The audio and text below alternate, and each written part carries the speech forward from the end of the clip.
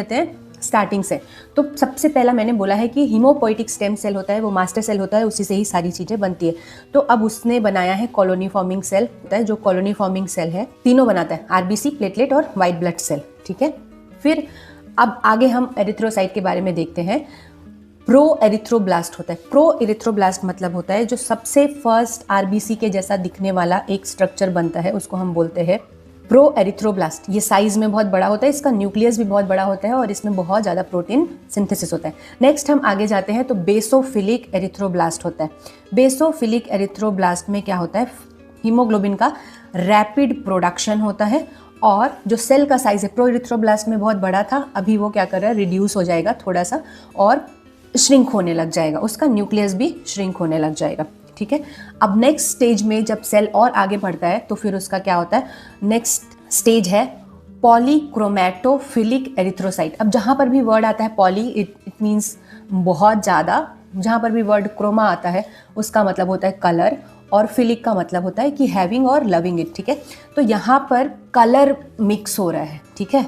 कौन कौन सा कलर है, blue colour and pink colour. जो ब्लू कलर है वो आरएनए को आइडेंटिफाई करता है और जो पिंक कलर है वो हीमोग्लोबिन के लिए होता है, ठीक है। अभी ऐड हो गया आरबीसी बनने के प्रोसेस में, वो है पॉलीक्रोमैटोफिलिक एरिथ्रोब्लास्ट।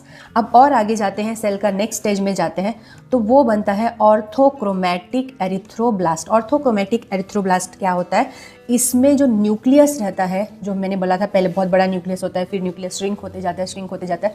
अब यहाँ से क्या हो रहा है, ऑर्थोक्रोमैटिक एरिथ्रोब्लास्ट में निकल जाता है आपका न्यूक्लियस ही एक्सपेल आउट हो जाता है, ठीक है। अब ये थोड़ा आरबीसी के जैसा सेल बनने लग जाता है, पूरा आरबीसी जैसा दिखता है, बट ये इमेच्योर सेल्स होते हैं, उसको हम बोलते हैं रेटिक्युलोसाइट, ठीक है। रेटिक्युलोसाइट में क्या होता है, आरबीसी है वो इमेच्योर होता है और वो कैपिलरीज में एंटर कर जाता है। कैपिलरीज में एंटर करने के बाद में उसका मैचुरेशन होता है 1 to 2 डेज में, ठीक है। उसके बाद में वो बन जाता है मैच्योर एरिथ्रोसाइट, मतलब जिसको हम आरबीसी बोलते हैं, जो हमारे ब्लड में आरबीसी रियल में बन जाता है, वो है आपका मैच्योर एरिथ्रोसाइट। तो वो क्या दिखता कैसे है, उसमें न्यूक्लियस नहीं होता फर्स्ट तो, और वो बाइकॉन्केव शेप का होता है। बाइकॉन्केव शेप का मतलब कैसे होता है, ऐसा, ठीक है। तो ये बन जाता है आपका एरिथ्रोसाइट, कंप्लीट हो जाता है।